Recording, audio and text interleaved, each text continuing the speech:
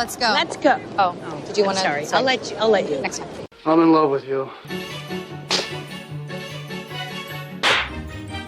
Snap out of it. I'll have what she's having. Too many guys think I'm a concept, or I complete them, or I'm gonna make them alive. I'm just a fucked up girl who's looking for my own peace of mind. Don't assign me yours. Caustic wit is my religion. I would make a great queen because I am so stubborn. I say when it comes to stardom and Lauren, there are no accidents. Hi, Karen Peterson.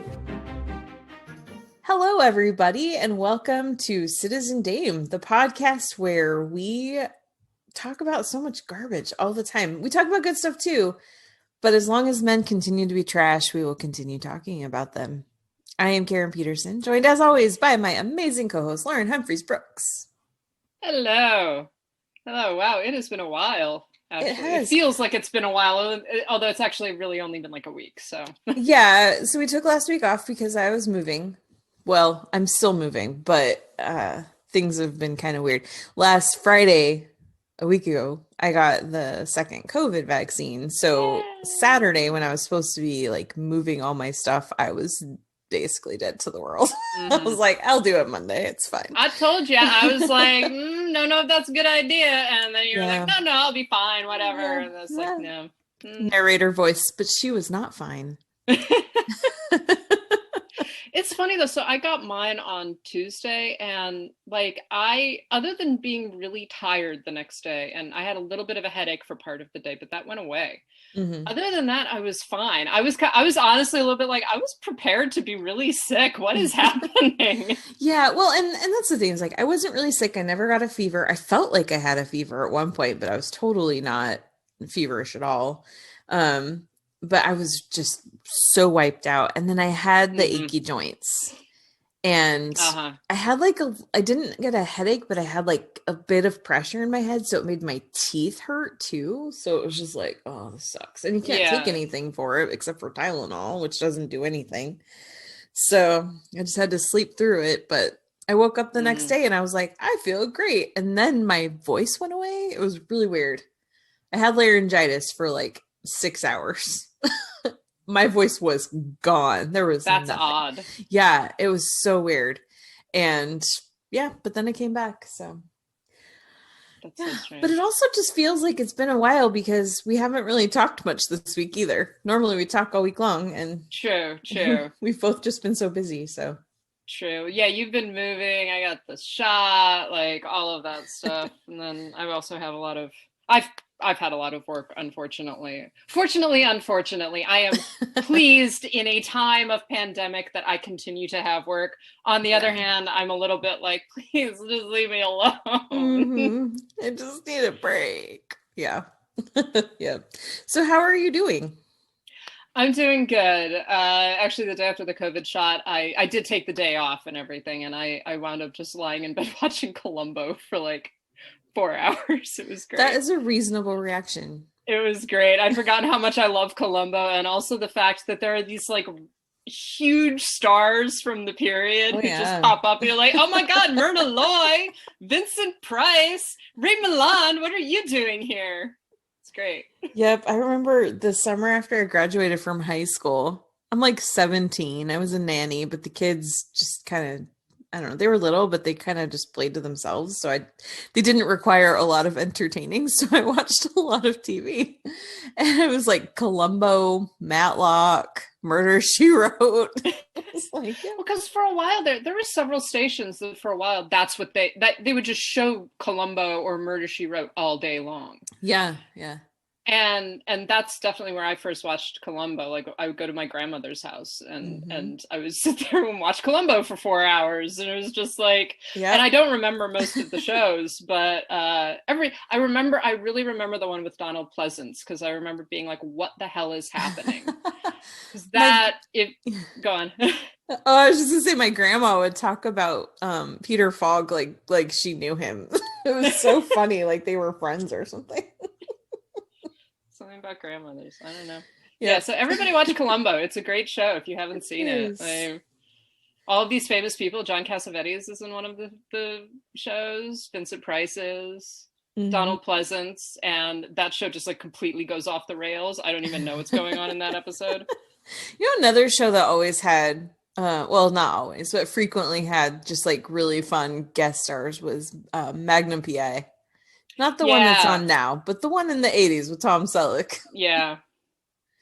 Yep. Yeah. And I used to be very into Remington Steele. Yes. Oh my gosh. I remember going to in 92 when Aladdin came out. We were at the El Capitan Theater in Hollywood. It was this youth group that I was with. It was all girls, and our moms were the chaperones. And so the movie finished, and the way that El Capitan is, for people who don't know, is this huge theater. It's 2 stories, and it's just one screen, so it's not a multiplex or anything. And so people are leaving one screening while the next group is like coming in. And we were going through the lobby, and all of a sudden all the moms just stopped, and they were like, oh my gosh, it's Remington Steele. And Pierce Brosnan was buying popcorn at the counter. Back when he was just Remington Steele. Yep. This was before Mrs. Doubtfire. Wow. So yeah, those were the days. Anyway. So yeah, some stuff. We've got some stuff. Things have happened because, like I said before, men just keep being trash. So we're just gonna keep talking about it. In this case, we mean men on the internet. Although most of them are, right? Anyway, so there's more stuff. Like Zack Snyder just won't quit. His fans, do we call them fans, or do we, I don't know. Is there like a different word? Like the horde, the mob, the Snyder Bros. And I do think that there is a distinction between people that are Snyder Bros and people that are just like fans of the DCEU. Yes, definitely. Etc. Like one of the things that drives me crazy about this is that I like a lot of the DC films. I actually prefer a number of the DC films to Marvel. I prefer like Wonder Woman or Birds of Prey or Aquaman. I do not like anything made by Zack Snyder, as I have mentioned before. Right. But I'm just like, no, I mean, probably if you were to say, well, do you prefer DC or Marvel? I'd be like, well, I think I prefer DC, at least in the films that they've made so far, you know? Mm-hmm. But God, the Snyder Bros are fucking insufferable, and they have cost us so much. So much. I'm so mad. Yeah. And anyway, so the latest thing that happened this week was 2 projects that are in development at Warner Brothers for DCEU were canceled. And of course, neither of them are Zack Snyder movies. But yeah, they're actually Ava DuVernay's New Gods and James Wan's The Trench. James Wan is the one who did all the Conjuring movies, and he did the first Aquaman. Yeah, so those are canceled. And of course, people have a lot of thoughts about it. Lauren, you wanted to talk about this one? Well, one of the things that came up, and again, you always are kind of like, okay, this is what's being reported versus I'm certain that things are a little bit more complicated behind the scenes. But one of the reasons that has been cited for why New Gods, specifically the Ava DuVernay film, was canceled is because that film and the stuff that Snyder did in the Snyder Cut have a lot of overlap in terms of characters and plots, etc. And so Warner Brothers decided supposedly that, we don't want to release a film so close to having done the Snyder Cut of Justice League, which makes me so goddamn mad. Because here you had, one of the things that DC has actually been doing pretty well has been, hiring a diverse group of directors to make these films and writers. So you've got James Wan, who is originally Malaysian. You have Ava DuVernay, who's a Black woman. You have Kathy Yan. And that's actually really good. It's really nice to see that there's like a lot of different voices that are telling these stories. And to have this film that was going to be made by a Black woman, by an incredibly talented director, period, scuttled because the Snyder Bros whined so fucking loud, and Snyder's like, "Well, I get to spend $70 million to make a movie, like to make a movie that has already been made, like Right. that's it just drives me crazy. It makes me so angry, and the other thing that made me very mad was that a number of the Snyder fans on Twitter, etc., began doing this whole, well, that's kind of sad, but you know, I mean, what we really want is to restore the Snyderverse. Mm-hmm. And it's like, you motherfuckers whined and whined and whined, and you got what you want. You got exactly what you wanted, but that is not enough for you. It's not enough for you to be given exactly what you wanted. No, now you have to keep on whining because you do not understand a universe in which whining doesn't get you shit. Right? So you can't even be happy with the things that you get, which is pretty much everything. You fucking losers. You're losers. Yeah. This is why you do not negotiate with terrorists or toddlers, because you give them just a little bit and then they're like, well, that worked. Now I know what I need to do, and I will just keep doing it. I will keep ratcheting it up because eventually you're going to give in. WB is an overworked parent that has just not had any boundaries, and they've let the toddlers just rule. That's what's happened. These bros are just acting like a bunch of 3-year-olds, and they know that it'll work because it did. It already did. Yeah. And the way that they talk, and they're talking about like they're talking about more conspiracy theories about why, because WB has basically said, well, we're not going ahead with this whole concept of whatever the Snyder, I don't even know what the Snyderverse is, but with whatever else Snyder had planned, it was like a trilogy of Justice League movies, and me. I think something else too. Yeah. But and WB has at least now said we're not going in that direction. And so immediately, yeah, I mean, it's a big question about whether or not that'll change, obviously, but immediately you get these fans like pitching little fits and coming up with the most random ass conspiracy theories that just make me go like, you cannot have a conspiracy where you get everything that you want. That is not how conspiracies work. Like, no one is like uniting against Zack Snyder. Zack Snyder keeps on making exactly what he wants to make, despite the fact that people hate a lot of his work. Zack Snyder walked away from his movie. He chose to leave. Circumstances were terrible, and I feel bad for him and his family for what they had to go through, and I don't want that to get lost in this, but he chose to step away because of it. He was not fired. And I'm so tired of them acting like this movie was taken away from him, because that is not what happened. Yeah, I mean, basically what we've got is a bunch of men primarily, who are so used to being given exactly what they want that whenever they don't get exactly what they want, when they want it too, it's got to be immediately, like it's got to be instant gratification. Right. Yeah.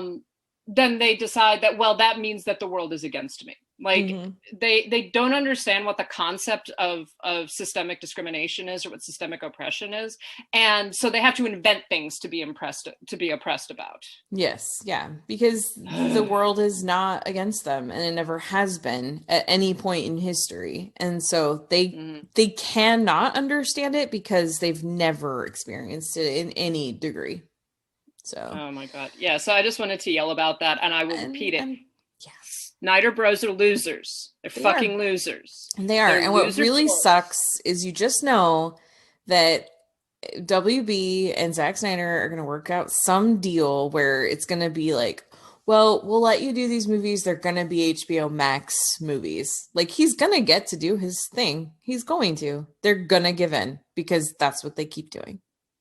So, meanwhile, all I want is a Birds of Prey sequel. Right? I want a Birds of Prey sequel. I want Wonder Woman 3. And yeah. But this all ties into a question that Eduardo actually sent us like a week or two ago. And yep, it was the 24th is when you sent this, Eduardo. And he says, what do you think of Emerald Fennell or Fennel? I don't know how to say it right. being hired to write a Zatanna movie for WB. I'm happy for her and I think she should do it. Yet I also think there is some merit to the argument that apparently studios are only willing to give superhero movies to female directors rather than investing in their own ideas. A counter argument to that would be that studios are hesitant to invest in anything that is not a superhero movie or a tried and tested product. Anyway, love to hear your thoughts on this subject. Ciao. So, yeah, Zatanna is one of the films, the projects that Warner has supposedly greenlit, but we don't know really any details about it. But Emerald Fennell is supposed to be writing it. We'll see if it ends up happening, first of all, because they like to announce lots of projects way in advance and then not do it. This is the thing, is like this Ava DuVernay and James Wan stuff, like that's not new. WB does this a lot, and it's weird and it's frustrating. But I do think, just to go into what Eduardo's asking, so basically, are studios only willing to give women opportunities when it's already established properties, when it's like a big superhero movie, rather than investing in their movies, in their projects? I would say basically going look at his counter argument, that they're really hesitant to invest in anything that's not a big franchise. I think that's probably more of it, especially in the case of Warner Brothers. I think that there are some studios that are much more willing now to start to branch out a little bit, but yeah, especially in the case of Warner Brothers, they're not taking a lot of risks right now, and when they do, they're definitely not giving those opportunities to women. They're not giving them to anybody whose name is not like Christopher Nolan. Yeah, I think I agree with you. I mean, there's always this is a two-edged sword. I mean, and I think the superhero glut is very much a two-edged sword, because on the one hand, you're like, yeah, you want diversity, you want a lot of different people telling these stories, and it's always good, I think, to also remember that these are women making money, right? So, Emerald Fennell can make her money off of a Warner Brothers film, and then turn around and do something like Promising Young Woman again, or do something that she is actually really passionate about. That's something that it seems like that's something like that, like Taika Waititi has done really well with. Of, okay, he's making his money from doing things like the Thor films, and then he's turning around and he's doing something that he's really passionate about, like Jojo Rabbit. And so there's no reason to suppose that that Fennell or anyone else who is involved in all this, Kathy Yan, Ava DuVernay, would not be able to also do this. I think that like Chloe Zhao has been tapped for a superhero film or a franchise film or something like that. Yeah, she directed The Eternals, which is coming out in the fall, I think. Now it's the next Marvel movie after Black Widow. So, and I don't think that then Kathy Zhao is suddenly just going to be like, all right, this is all I'm going to do for the rest of my career. I can't imagine her, not just in terms of the art that she has made previously. I can't imagine that would be the direction she would go. But so it's good to see these diverse voices actually getting opportunities within tentpole films. On the other hand, yeah, I mean, as we've noted, they're male directors, particularly white male directors, who still have careers despite producing flop after flop. And that's something that women don't get. The other issue is always, I think, that women in particular, and particularly women of color, have a much harder time with fans, have a much harder time with public reaction, because there is this sense in which they're working against the white male fan base that is the fan base for Marvel and for DC. The main focus is still teenage boys and men. Yeah. And so they have more of a struggle, and there's I mean, we look at the reaction to Birds of Prey, which is a great film and I love it, but look at the way that so many men treated it, including men even that liked it or that enjoyed it or whatever else. There's still that that refrain that runs throughout everything. It's just like, well, but I have problems with it. And usually, and then you begin to listen to what those problems actually are. And you're just like, yeah, you have a problem with the fact that this is female centric. That's the problem that you have with it. You particularly have a problem that it's being directed and written by women. Yep. Oh, I'm so sorry. This movie wasn't made for you. It was made for everybody. That's so sad. This didn't do to the one character exactly what I wanted it to do, therefore it is invalid. Like, I still can't imagine, and I know we've talked about this a lot too, but I still can't imagine how any guy, any heterosexual man can look at that movie and say, these women are not hot. Like, holy crap. What is wrong with it's men? because they're so used to seeing women being objectified in these films. They're so used to seeing these women as nothing but sex objects. And it really, really makes them mad when they look at Margot Robbie and go like, oh, she would not be immediately sexually available to me. Because, by the way, guys, she wouldn't. Like, she just wouldn't. Yeah. Margot Robbie's not going to fuck you. Like, that's not going to happen. Never. That's not a fantasy. You know, you can indulge in that fantasy, but that is not something that will ever happen. But that, I think that there's this demand that they always be performing that, just like, well, I could sleep with her. Mm-hmm. And at some level that's always what they're looking for. And whenever you get a film like Birds of Prey, where you're just like, not only will Margot Robbie not fuck you, Harley Quinn definitely will not fuck you. Like, no way in hell. In fact, she would probably think that you're lower than dirt. Yeah.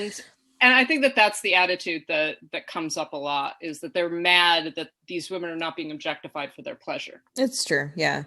Just to go back to Eduardo's question though, it's, I think that we're in this interesting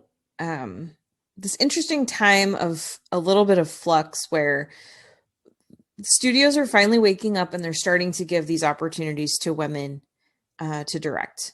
And it's good. But they're also still hesitant. So if anything goes remotely askew, they're taking the wrong lessons from that and not pursuing those opportunities. So they're still less likely, even if a first film does really well, they're still much less likely to greenlight a sequel. And if they are going to greenlight that sequel, they're probably not going to go with the same director. Patty Jenkins is an exception. She is not the rule. Getting to do Wonder Woman 2 was, honestly, I'm still surprised that she got to do it, and that she negotiated such a significantly higher salary that was still way lower than what men make, you know? And so it's this weird thing where it's like, yeah, this is great that like, even if the motivation is just to make themselves look good, they're giving opportunities to women. You know, there's a couple of women that are going to be directing upcoming Marvel films, you know, besides Chloe Zhao, there's, I can't think right now, but there's a couple. I can't think of who directed Black Widow, for example. But anyway, so the next two Marvel movies are both directed by women. And who knows what will happen beyond that? Will those women continue to get opportunities? Maybe, maybe not. But what is going to happen is that those movies will make money, even if there are boys that are complaining about them. Those movies will make money. And those women, those directors will get their name out there in a bigger way. And so even if they never did another big studio film, their independent career should be just that much bigger and better, because people will have more recognition. So they'll see, oh, there's a new film by Chloe Zhao that's definitely not going to be Marvel. It's not going to be the Eternals, but they'll want to see it. Of course, it won't hurt that she'll also be an Academy Award winning director. So yeah, exactly. It's Kate Shortland. Kate Shortland, thank you for looking that up. Yes. Yeah, I just Googled that. Yeah. Well, you know, in talking about all of this, one of the things I'm reminded of is a recent interview with Penelope Spheris, who I talked about on one of our recent top fives, and who like directed Wayne's World. She directed The Decline of Western Civilization, etc. And she talked about the difference between the way that male directors and female directors are treated. And this is true in terms of the money that they get as well, because, like you said, we talk about directors winding up in director jail all the time, and women make one bad movie and they're not hired again for decades sometimes. Can we talk about Elaine May? Right. But one of the things that she said to the question in Variety, as a woman, is it harder to get the next directing job? And what she said was, I won't read the whole entire quote, but what she said was, when you have a male director on the set and he's a screamer and obnoxious and hard to get along with, we call that a genius. And if you have a woman who's a screamer and hard to get along with, they call that the wrong time of the month. And I think that's a really great distillation of the difference, and the difference to the way that female directors are treated. And how they're viewed as being liabilities in a lot of ways, even though you can have women and men behaving exactly the same way. The man is a genius, the woman is on her period, right? And you can't depend upon women that are on their period. As we know, they're too emotional. And this sexism continues to permeate the industry, continues to permeate everything, really. But I think that it's very important to recognize that. And so as you're saying, these women are getting these opportunities, but it can also come with a lot of danger for their careers and for what they eventually get to do. That being said, I do think that a lot of them are going to continue to come out with some really interesting stuff. And I do hope that, even, like you say, if they, their films are going to make money one way or another. And hopefully that means that they can take that money and they can go off and do their own productions, whatever they want to do. Yeah. I think a lot of times, about a couple years ago when I got to interview Mimi Leader, and she was really candid in that interview with me about finding herself in director's jail. Cause it's like, she did Deep Impact, which became the highest grossing film directed by a woman, and in the 90s, and it came out right at the same time that Armageddon came out, which of course just blew everything out of the water, because it had all the star power and stuff, even though Deep Impact is a significantly better film. And so she did that, and then she went from that to then she did The Peacemaker, which was I think that movie is a lot of fun, with George Clooney and Nicole Kidman. It kind of got overlooked. I remember that movie. Yeah, I think it did well at the time, but it's very forgotten. And then boom, she does Pay It Forward with Haley Joel Osment and Kevin Spacey and Helen Hunt, and that movie flopped, and that was it. That was it for her movies. That was the last movie she did until On the Basis of Sex. But she was able to transition into television, and she's been wildly successful on TV. So it's been frustrating for her that she hasn't been able to get a movie made, but she's also still been able to have a career, and she has really flourished with shows like The Leftovers and some other just great stuff that she's done. So it's like, there are other avenues, but it's very frustrating, like you said, to watch men fail with movie after movie and still keep getting opportunities just because they're the right color, they're the right gender, and they know the right people.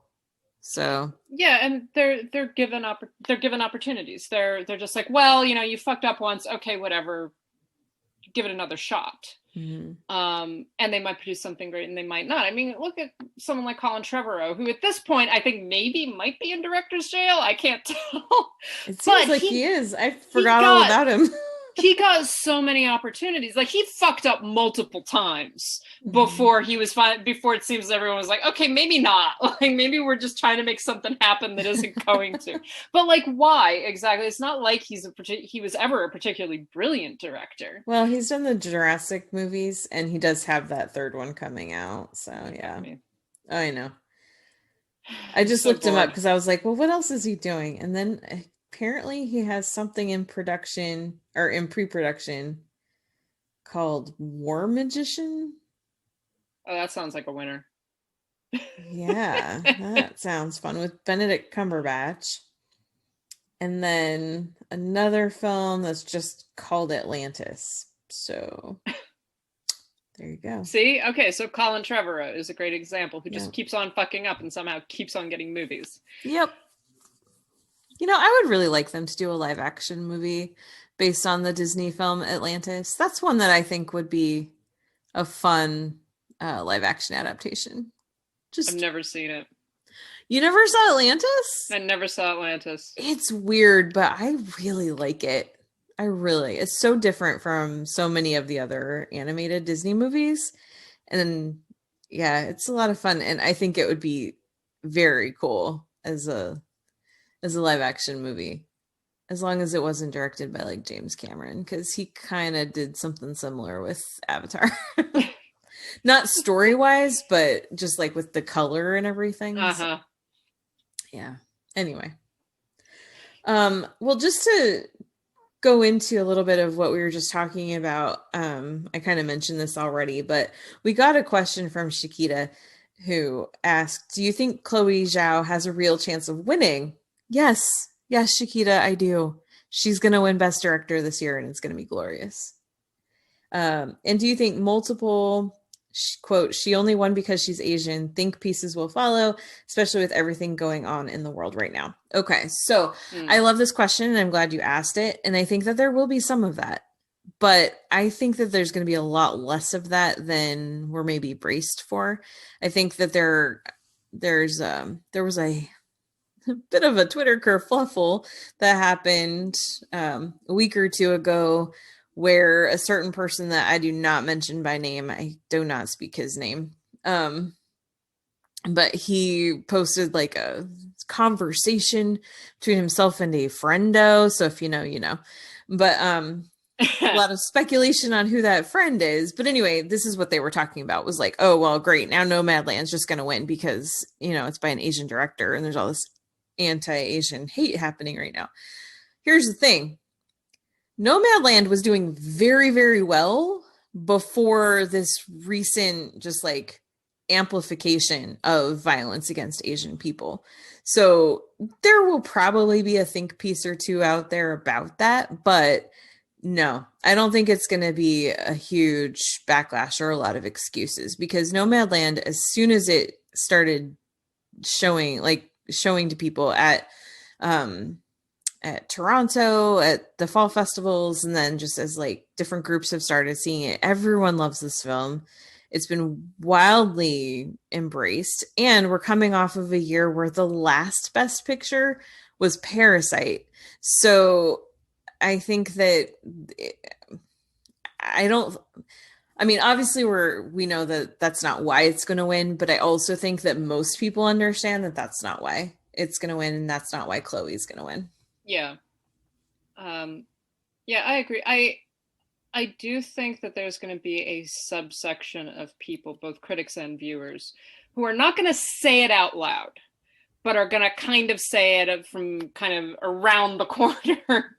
That, you know, I always worry, and I've actually been worried in terms of just the pandemic generally, because there are so many films that didn't come out in 2020 because of the pandemic, that there's always going to be attached this little asterisk to all of the films that do win and the people that win.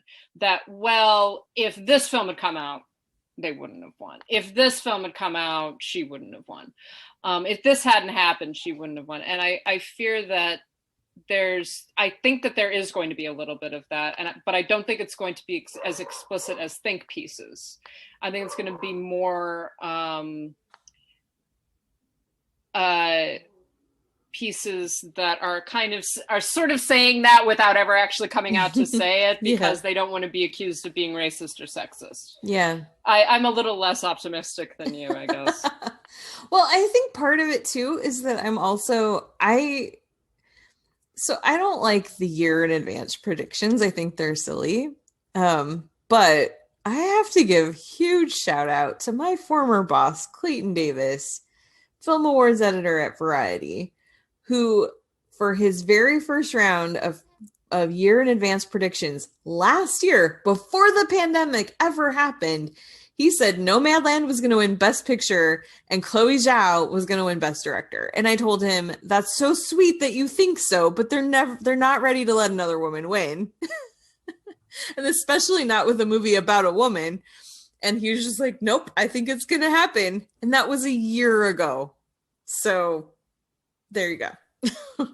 I mean, I think that she absolutely deserves it. I think she would deserve it regardless of when this film came out and everything. But I do feel like there are definitely going to be a cadre of people that don't embrace that, and that are going to show that they don't embrace it in increasingly bizarre ways without ever actually saying, she only won because she's a woman and because she's of Asian descent. Right, because they can't say that, right? They can't be so overt about their racism and sexism. So yeah.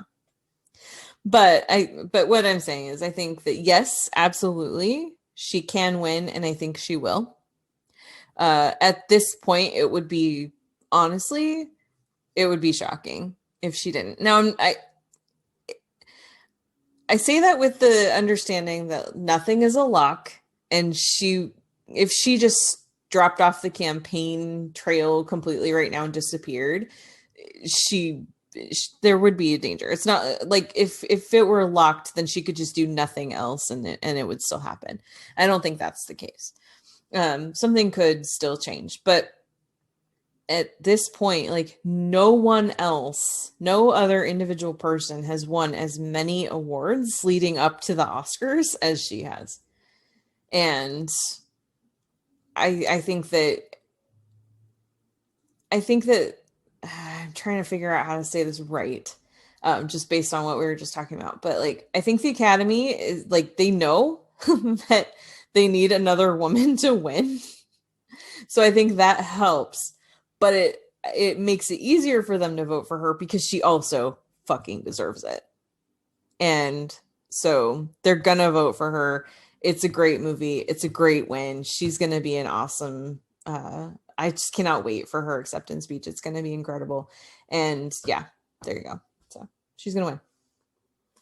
You heard it here. And a year ago from Clayton Davis. Anyway. Yeah, so we got another fun question. This is from Nicole.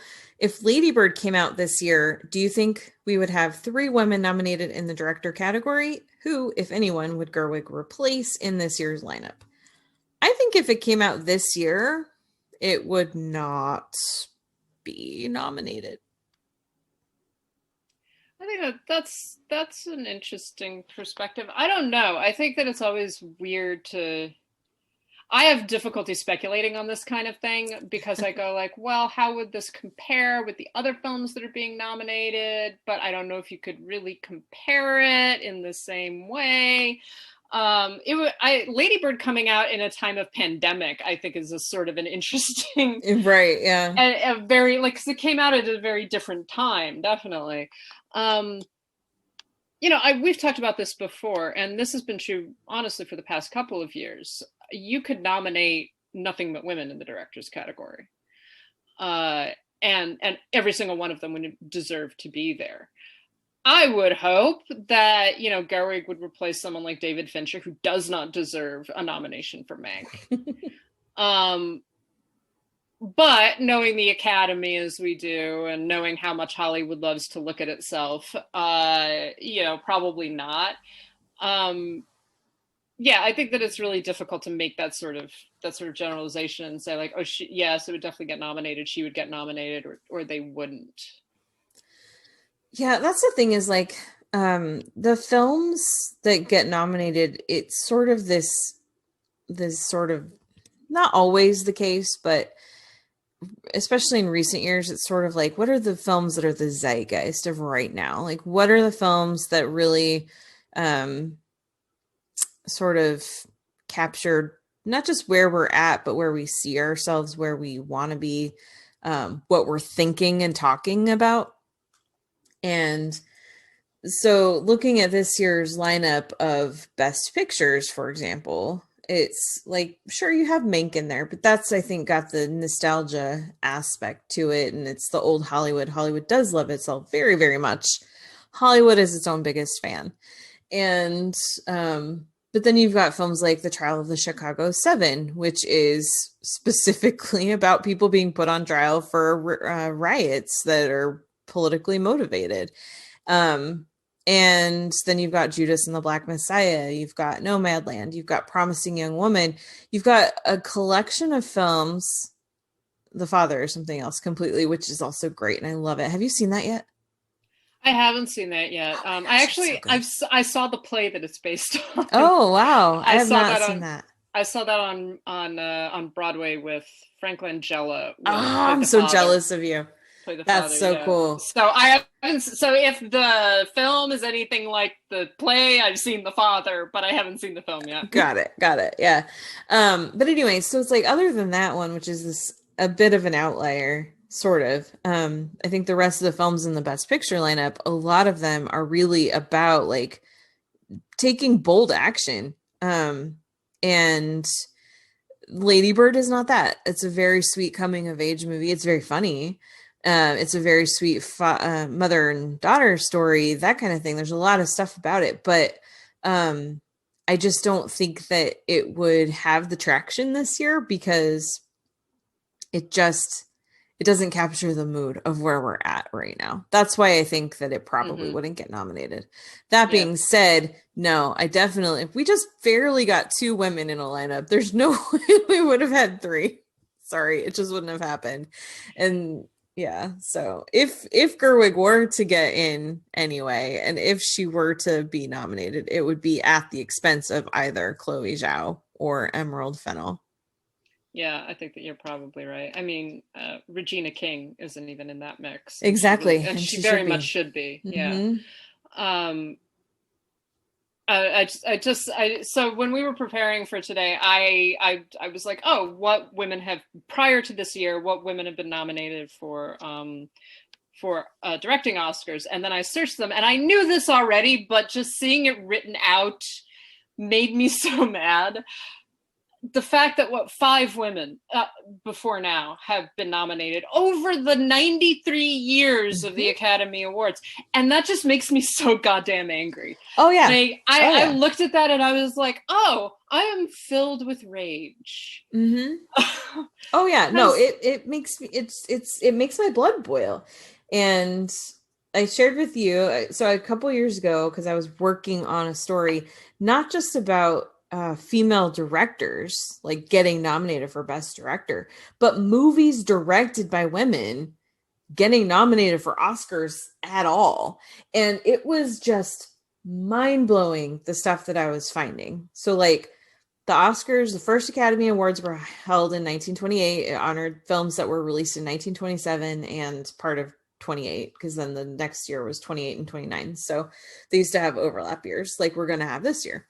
And anyway, so the third Academy Awards was when the first film directed by a woman was nominated, and that was Sarah and Son, which was nominated for lead actress for Ruth Chatterton. And that's directed by Dorothy Arzner. The next time, then there were a couple of short films. There was one in 1933. The next time a female-directed film was nominated for an Oscar in any category was 1950. And that was also a short film. It would be 1955 before a female-directed feature film would be nominated for anything, and that was a documentary. Nancy Hamilton, Helen Keller and Her Story. Yeah. It's knowing the kinds of films that women have made, both in the United States and outside the United States, and not just that, the films that women have written and produced and been involved in major ways, just that thought, like, it just, they say it fills me with rage. Because female directors generally, but women generally, have been put into this separate lesser category, as though any art that women produce is okay for a girl, right? And you watch some of these films, you're like, no, this is great art, period. Like, let's just, ignore what gender we're talking about. Let's just look at what they're producing. But of course, it doesn't fit into kind of the paradigm that Hollywood wants to promote. It doesn't fit into the paradigm that patriarchy wants to promote. women are lesser, and that's the way that they have been treated, and that's the way that they continue to be treated. Like we say, the fact that we can sit there and be like, well, probably if Greta Gerwig got nominated, she would replace one of the other female directors this year. It's like, yeah, that's fucking ridiculous. That's stupid, because you would never say that about male directors, particularly white men. You would never be like, oh yeah, this dude, there's already 2 white guys in that lineup, we can't possibly have a third. No, some years that's all we get. Mm-hmm. Yeah, exactly. So 1976 was when Seven Beauties came out. First woman nominated for director, Lena Wertmuller. And that was a foreign language film, actually. It was an Italian film. Have you seen Seven Beauties? I haven't. It's been on my list for a while, but I just haven't. I haven't seen most Lena Wertmuller films, to be honest. Her films are notoriously difficult to find. They hardly ever are streaming. It's very frustrating. Seven Beauties is it's a good one. And so that was nominated for 4 Oscars. She got nominated for director. It was nominated for lead actor, for writing, and for foreign language film. Did not win, but that was like, okay, they finally did it. We're ready. And then, then Barbara Streisand starts directing movies, and Yentl is like a huge success in the 80s, gets her nominated for a Golden Globe, doesn't get nominated for Oscars. It's got a couple of Oscar nominations, but not for director. So the first film directed by a woman that was nominated for Best Picture. Any guesses what it is? Do you remember? Children of a Lesser God. Yes. Right? Yeah. Yep. In 1986. 10 years after the first woman is nominated for Best Director, we finally get a film nominated for Best Picture that is directed by a woman. And guess what? Randa Haynes, not nominated for Best Director. It just makes you want to kill someone. Exactly. In the meantime, Barbara Streisand had directed. Then you've got Penny Marshall directing. And so it's like, then 2 years later, she directs Big, which gets nominated for actor, gets nominated for screenplay. She didn't write it, so she wasn't nominated for that.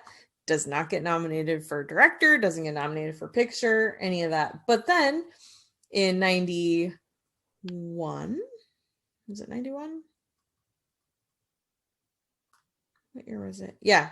Okay, so 91, The Prince of Tides, Barbara Streisand, nominated for, listen to this, Best Picture, Best Actress, Best Actor, Art Direction, Cinematography, Original Score, Adapted Screenplay. No director. It makes me so mad. Well, obviously it directed itself. I mean, yes, of course, clearly. But isn't that kind of the implication of some of these nominations, that obviously this film, which is so worthy of so many accolades, was definitely not directed by anybody, like that the director is somehow secondary. And I think that some of this is that female directors have been pushed into particular categories, which are then which again are treated as secondary. So you're talking about something like Big, comedy, right? Romance, musicals. All of these kinds of films are generally treated as being lesser types of films. They're not the important ones. Mm-hmm. Right. And so because of that, it's like, well, really, it's good, but anyone could have directed it. Right. It doesn't have this visual style that we're supposed to associate with great directing. And so much of the films that we're talking about is exactly that. I mean, when you get to Catherine Bigelow, who becomes the first female director to win Best Director. Mm-hmm. And still so far only. And she won it for a very, and I think that it's a great film and she is a great director, but she won it for a film that was very much a male film, in the sense that this is a story about men, it's about war, it's about trauma, it's about PTSD, it's about all of those things. So that's much more acceptable for her to get to be like, well, it's really difficult for a woman to tell a male story, such a masculine story. Of course, she must be a great director. And that's not to denigrate her abilities at all, but that's very much the way that we think publicly. That's very much the way that the Academy thinks. Obviously, that's very much the way that women's art has been treated. If it's about the wrong thing, then, well, it's not really great art. It's just, it's okay for a girl. Mm-hmm. Yeah. Yeah. Anyway. Yeah. So Barbara Streisand gets overlooked. Penny Marshall, the year before, directed Awakenings, which was nominated for Best Picture and Actor and Screenplay. Also, she doesn't get nominated for Best Director. And then, let's see. So then it's Sofia Coppola. A couple years later is the next woman nominated for director. So that's in the 2000s. We have an interesting case of The Matrix in 1999, which was nominated for 4 Oscars. Probably wouldn't have been nominated. Well, in an expanded year, I think The Matrix would be nominated for Best Picture too. But that one, I put an asterisk next to that because of the fact that, yes, the Wachowskis were women. We didn't know that.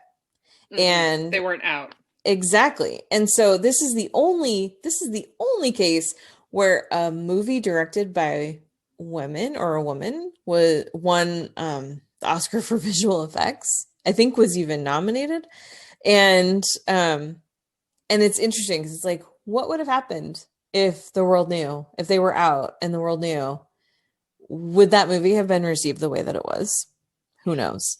Probably not, but I also think that it's a great joke on all of the reactionary misogynist dickbags that are suddenly like, oh, by the way, that film that you take some of your imagery from and that you worship and all that, it was directed by 2 trans women and it's about the trans experience. Yep. So it's you know what? It's just props to them. Long con, really well done. In your face. Yeah, exactly. So let's see. Okay. So, 2002, Frida, directed by Julie Taymor, gets nominated for lead actress, art direction, costume design, makeup, original score, and original song. I just want to add something here because there's something that I've been noticing as we've gone through some of these films. There are a lot of films that are directed by women that get nominated for actress, but also nominated for costume design, makeup, sometimes screenplay, etc. Again, we're talking about categories that it has been for a long time very accepted that women excel in those categories. Yep. Right. Makeup, costume design, making pretty things. Right. And again, not denigrating those wins, not denigrating those nominations in any way. These are really important parts of cinema. But it's interesting that, again, these places where women that are associated with femininity are the places that female-directed films get nominated, not with the places that are more associated with masculinity, which is directing, actor, sometimes writing, cinematography, that kind of thing. Mm-hmm. Yeah. So then we come to, in 2006, you had Little Miss Sunshine, which was co-directed by Jonathan Dayton and Valerie Faris, who are great, and I love them. And that was nominated for picture, supporting actress, and original screenplay. Did not get a director nom. And some people think that, oh, well, that's because it was co-director situation, blah, blah, blah. Well, it's okay, what about the Coens? We've had co-directors nominated. So, yeah, that's a frustrating, dumb excuse. 2009 is when we finally, 2009, this is only 12 years ago. So the 81st Oscars, Catherine Bigelow, Best Picture, Best Director, gets nominated for lead actor in cinematography and original score, also wins editing, sound mixing, and original screenplay. Finally. But of course, it's a war movie about dudes. Now, like we talked about recently, I think that the fact that it has a woman directing it gives it a much different perspective, and it gives it a different kind of emotional weight. Not that men don't make emotional movies, because they definitely do, but it's like, yeah, sure, it is a war movie about men, but it's also got a different kind of approach to it. So so it's interesting, but also it cannot be ignored, and it cannot be said enough that the only woman who's ever won Best Director made a movie about men. Yep. That's why Nomadland, Chloe Zhao winning for Nomadland, even if it doesn't win Best Picture, but just her winning would mean so much. Because it isn't just, it isn't just a female director, but this is a woman of color. This is an Asian woman of color. And it is a film about a woman. Yeah. And that entire process, I even said in my review way back when it was at the New York Film Festival, I was like, if this was directed by men, we would immediately say this was Oscar worthy. And I'm really glad to see that it is being treated as Oscar worthy. But it would mean so much for her to win that directing Oscar, because it would essentially say not just that the film itself is great, but that these kinds of films made by women, directed by women, featuring women, really are worthy to stand alongside the male-centric movies. And that would be really important. Yeah, absolutely. Because that same year in 2009, we had 2 Best Pictures that were both directed by women. We had The Hurt Locker, which won. We also had An Education by Lone Scherfig, which was nominated, and also got a nomination for Carey Mulligan and for adapted screenplay. But Lone Scherfig wasn't nominated. And it would have been interesting, I think, if she had been. It would have been a tighter race between The Hurt Locker and Avatar, actually. I think James Cameron might have been able to pull that off. Because I think Catherine Bigelow and Lone Scherfig would have pulled votes from each other, which is so frustrating. But anyway, so then in 2000, so the next year, we also had 2 films directed by women that were nominated for 4 Oscars each, basically the same Oscars. So we had The Kids Are All Right by Lisa Cholodenko, and we had Winter's Bone by Deborah Granick, both nominated for picture, both nominated for lead actress. One's supporting actress, the other supporting actor, and then they were both nominated for screenplay. Neither of them won anything, but it's like, okay, we're starting to get there. Now, you have to also keep in mind that this is when we're in an expanded lineup. So for 2 years, they had a straight 10 Best Picture nominees. And then it was in, I think, 2012 that they went to this, it was either 11 or 12, that they went to this sliding scale where you could have as few as 5 or as many as 10 nominated, depending on how many votes they got. Because they were like, well, we don't want something to get nominated for Best Picture that had like 40 votes total. Because of percentages, that's how it could work out. But it's like, well, but why? It's not going to win then, whatever. Anyway. But yeah, so then, we have movies getting nominated for, like you had talked about with the crafts and stuff. We have, The Tempest, another Julie Taymor movie, getting nominated for costume design. We have Country Strong getting nominated for an original song. We have In a Better World getting nominated for foreign language film. Phillida Lloyd's The Iron Lady gets nominated for a couple of Oscars. Really makes people mad when Meryl Streep wins. And then the next film that gets multiple significant Oscars, next Best Picture nominee, is Zero Dark 30, also from Catherine Bigelow. Picture, actress, editing, sound editing, and original screenplay. This time, Bigelow is not nominated for director in a film that is better than the one that she won for. And, interesting. It's about a woman, not about a man. Just saying.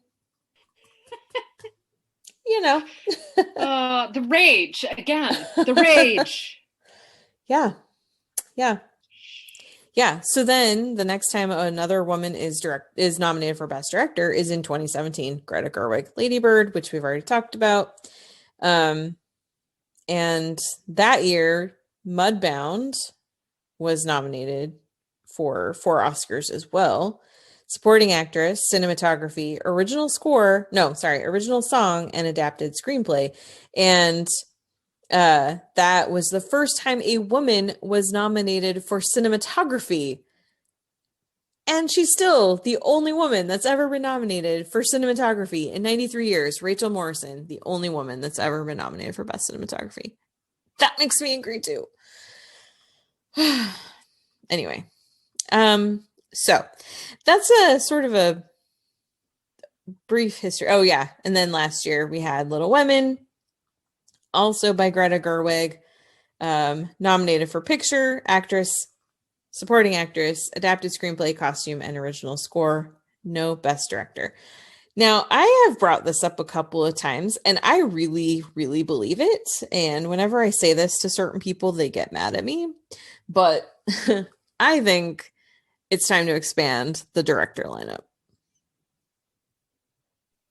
That's an interesting idea, definitely. Here's why. So now starting next year, they're going to go back to the straight 10 for Best Picture. So you have 10 films nominated for Best Picture. You have 10 lead acting performances, 5 men, 5 women. You have 10 supporting acting performances. You have 10 screenplays because you've got 5 adapted and 5 original. So you're getting 10 films potentially in all these categories. Expand the director lineup to 10. And when that happens, you would just by nature, and I don't want them to do like best male directors and best female directors. I do not want to go down that line because directing is not a gendered job. And I don't want to give the impression that like, oh, well, women can only compete if, they're only competing against each other, because that's not the case. But I think that it's what we're doing is we funnel down the 10 best pictures down to 5. And it's frustrating to me because then you see, like, I am very much of the belief that just because something doesn't get into a lineup of 5 people doesn't mean that the Academy didn't like it. You had 366 movies come out that were eligible for Best Picture in this Oscar year, and only 5 of those could get their directors nominated. So it's like, I mean, there's a lot of support for a lot of things that didn't end up getting in. There's a lot of support for Regina King, and yet it wasn't enough to overcome, David Fincher and Thomas Vinterberg. And so it's like, okay, that's fine. But if you expand the lineup, then you'll have something that looks a little bit more representative of the film year. I like that idea a lot. I mean, I think that, yeah, you're probably right that there are a lot of directors that drop out the bottom. So get not quite enough votes to get into the 5 category, but actually get a lot more. And you know what, ultimately at the end of the day, even if you lose an Oscar race, you're still giving more coverage and more kind of opportunity. You're still saying this is an Oscar nominated film, this is an Oscar nominated director, which means almost as much as the winning of the Oscar itself, because it does drive this forward. And it would say that female directors, and honestly anybody who's not straight, white, and male, deserve the same kind of veneration and value that their straight white male counterparts get. Yeah, exactly. So that is how I think that we should fix the Oscars. Great, done. We have fixed the Oscars. It's funny because whenever I bring that up, usually to men, they're just like, no, that's just too much. That would just make things just more chaotic and complicated. I'm like, you know what? I like it when the Oscars are chaotic and complicated. I mean, I'm happy this year that it really does feel like people have settled into like Chloe Zhao's going to win. But up until that moment, it's still going to be like, but is she? I don't know, but it's more fun when the race is unpredictable. It's more fun when you get down to the last category of the night. You're about to hear Best Picture, and you're like, I think it's probably this, but I don't know. And Yeah. it just makes it that much more fun. It Except for when does. Green Book wins, but whatever. It does. I mean, some of this really is about entertainment, isn't it? Exactly. I mean, that's what the reason why they televise the Oscars is not because the majority of America or the world cares about cinematic art. It's because it's entertaining. Yes, exactly. And you're waiting for those moments. You're waiting for Parasite to win. You're waiting for the fuck up with Moonlight and La La Land. You're waiting for something to kind of upend things. I still need Barry Jenkins to get his due and get his time in the Yeah. spotlight to celebrate winning on a global stage. Yeah, there's so much that was taken away from Moonlight as a result of that mix up, but it still remains a very memorable moment. Oh yeah. I don't know. Frankly, I'm looking forward to my annual tradition with the Oscars, which is get up to get a drink every time the commercials come on. So, which means that I am well and truly drunk by 9 o'clock. It's awesome. Like, it's just like, I don't even care who wins. Parasite won. What's Parasite? You mean like those little maggots? Like those kinds? You're like, well, if they would drink like I did, they wouldn't have to worry about parasites. Great. It's my favorite part of the Oscars. Anyway, well, yeah. So was there anything else that you wanted to talk about? I think that's it. I mean, we've covered an awful lot of different stuff. So we really have. We really have, and it's been fun. And this is the thing, is like, I love the Oscars. I'm very passionate about it. And it's something that I've been into since I was very young. But it is very frustrating also to look at a list like this. And I mean, there have been over 4,000 films that have been nominated for Academy Awards over the years. And I haven't updated my list to include this year's nominees, but as of last year, we had 313 films that were directed or co-directed by women that had ever been nominated for anything. And most of those were short films. Mm-hmm. So I did find it fun because, Taika Waititi, his first Oscar nomination was for a short film in, I want to say it was like 2005, 2006. And it was called Two Cars, One Night, which is available on YouTube. But anyway, he did not win. And I was like, who did he lose that to? I wonder if it's anybody I've heard of. And I looked it up. Any guesses? No, I don't know this one. Andrea Arnold. And I was like, yeah, all right. Taika. So I liked that. I thought that was pretty cool. Like, if he's got to lose, that's a good one to lose too. Yeah, definitely. So anyway, so yeah, the Oscars need to do better. I just told them how to fix it, and it would be a lot better if they did. And they also need to retroactively give Oscars to Penny Marshall and Barbara Streisand. And yeah. Sounds good. All right. Fixed. Done. Cool. Good. All right. Well, thank you all so much for listening. This has been fun and infuriating. But yeah, we're in April. This is the month of the Oscars. They are on the 25th. So my life is going to be crazy, but I'm getting back into a good routine. I've mostly moved into my new place.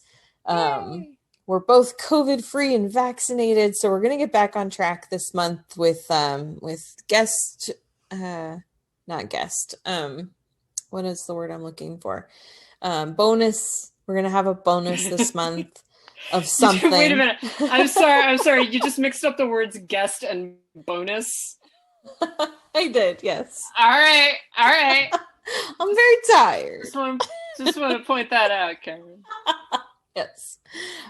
So bonus. We're going to do a bonus this month. So we'll have the poll out for that coming very, very soon. And we are planning on, I know we keep talking about this. We're bad about talking about stuff, but anyway, we're going to have some kind of a interactive live event for patrons very soon. So we're going to get that scheduled and let you know what and when that will be. And yeah, so we would like to thank our patrons that help us keep things going. So special thanks to Adriana, Ollie, Heather, James, Kathleen, Carriotta, Mason, Matt, Matthew, Michelle, Monty, Nanina, Nicole, Robert, Steve, Sharon, Tao, and Will. So thank you guys so much. If you would like to become a patron yourself, you can go to patreon.com/citizendame. We do also have our Ko-Fi, which is ko-fi.com/citizendame. No commitments there. If you're welcome to just send a couple dollars our way here or there if you would like to help us out, keep our hosting and all that stuff paid. We also have our Zazzle store, zazzle.com/citizendamepod. Get a mask. Even if you're vaccinated like we are, wear your mask. Yeah, we are available all kinds of places too, just for fun and for your reading pleasure. We have our website, citizendamepod.com. Missed the 5 this week because I was moving. Sorry about that, but we're getting back on track with that again this month. So we've got a fun category coming for that. We've got a couple of other things there. I am working on my long promised essay on Promising Young Woman. Lauren's working on a couple of things. So we've got some good content coming your way there.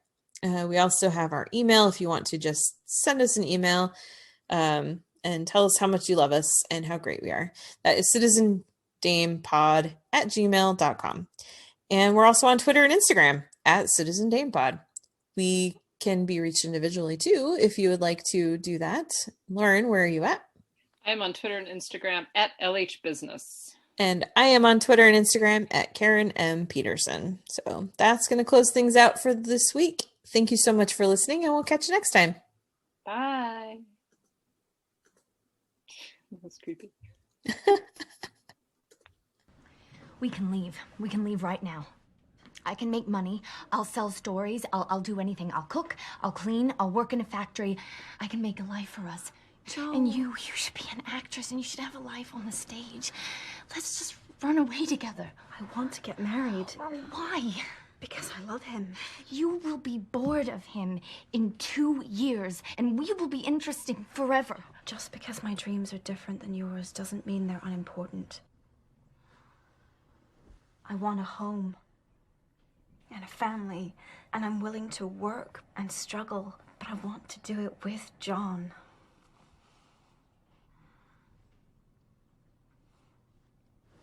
I just hate that you're leaving me. Don't leave. Joe. I'm not leaving you. And besides, one day it will be your turn.